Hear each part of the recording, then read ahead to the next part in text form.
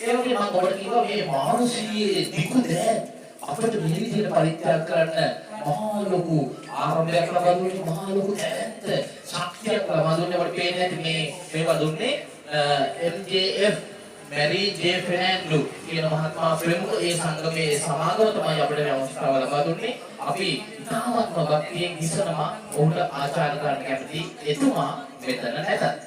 හරි. ඊළඟට මේ සියලු වැඩ මේ විදිහට කරද්දී රාජ්‍ය අනුග්‍රහයක් ලැබෙනවා කියන්නේ කොච්චර ලොකු දෙයක්ද? අපිට ඕනෑම විදිහට අපි කොච්චර සමාජ ගත වැඩ කළත් රාජ්‍ය අනුග්‍රහය අපට හරිම වැදගත්. ඒ නිසා තමයි රාජ්‍ය නිලධාරී තුමියකට ඊළඟ අදහස් දැක්වීමක් සඳහා ආරාධනා කරන දෙයක් තියෙන්නේ. ඉතාමත් ගෞරවයෙන් ආරාධනා කරනවා සමාජ සේවා නිලධාරී තුමියනි ඔබතුමියට අද ගැන මොකද හිතෙන්නේ? සංගමේ සභාපතිතුමා වන රවි මහත්තයාගෙන් හා අපේ රාජ්‍ය නිලධාරී ග්‍රාම නිලධාරීතුමියගෙන්ද ආර්ථික සංවර්ධන නිලධාරීතුමියගෙන්ද සංස්කෘතික නිලධාරීතුමියගෙන්ද අද දින මේ සත්කාරය ලබා ගන්න පැමිණිච්ච අපේ සහෝදර ඔබ සැමගෙන් අවසරයි. ඇත්තටම මේක ගත්තොත් අපේ සමාජ සේවා දෙපාර්තමේන්තුවේ වැඩක්. ඒ වුණාට එතනදී මේ අපිට පොඩි රාමුවක් තියෙනවා. යම් කිසි දෙයක් රෝද පුටුවක් අත්වාරුවක් ලබා දෙන්න ගියාම අපි රාමුවකට කොටු වෙලා තමයි ඒක දෙන්න ඕනේ. ඒ කියන්නේ ප්‍රධාන වශයෙන්ම අපේ ග්‍රාම නිලධාරීතුමිය දන්නවා ප්‍රධාන වශයෙන්ම අඩු ආදායම්ලාභී කියන රාමුවට මේ වෙන් වෙනවා. එතනදී පවුලේ තියෙන ආදායම ඒ විදිහට බලලා තමයි අපිට ඒක ලබා දෙන්න පුළුවන්කම තියෙන රෝද පුටුවක් අත්වාරුවක් ඇස් කණ්ණාඩියක් අන්න ඒ වගේ දෙයක්. නමුත් අද ලංකාවේ ගත්තාම අපි හැමෝම අඩු ආදායම්ලාභී තමයි. මොකද වියදම අපි ගන්න පඩිය ඔයාලා හොයන දේ ගත්තාම වෙනත් මේ අමතර දෙයකට යොමු කරන්න සල්ලි නැහැ.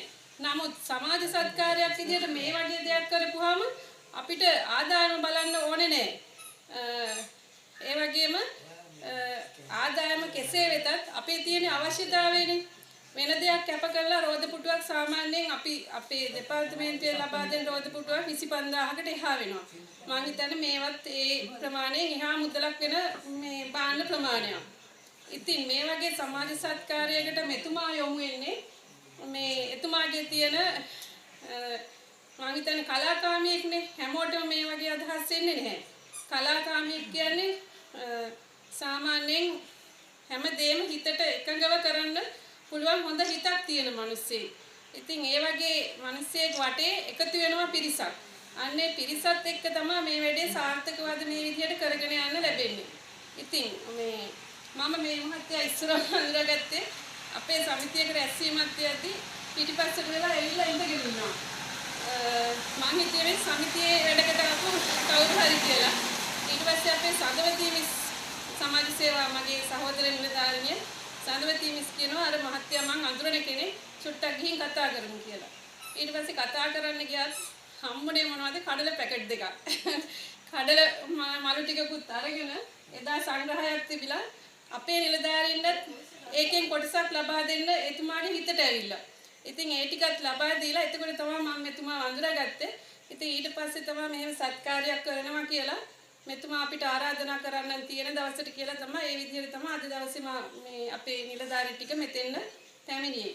ඉතින් ඉදිරියට මේ වගේ සත්කාරයන් කරන්න මෙතුමාට හා මෙතුමා වටේ සිටින ඒ කලා සංගමේ නිලධාරීන්ට අවස්ථාව හා ධෛර්යය ලැබේවයි ප්‍රාර්ථනා කරමින් සමාජ සේවා දෙපාර්තමේන්තුව ප්‍රාදේශීය ලේකම් කාර්යාලයත් නියෝජනය කරමින් අද දිනට මෙතන පැමිණි මා ඔබට ප්‍රාර්ථනා කරනවා ඉදිරියටත් මෙවැනි කටයුතු සාර්ථකව කරගෙන යන්න හැටි.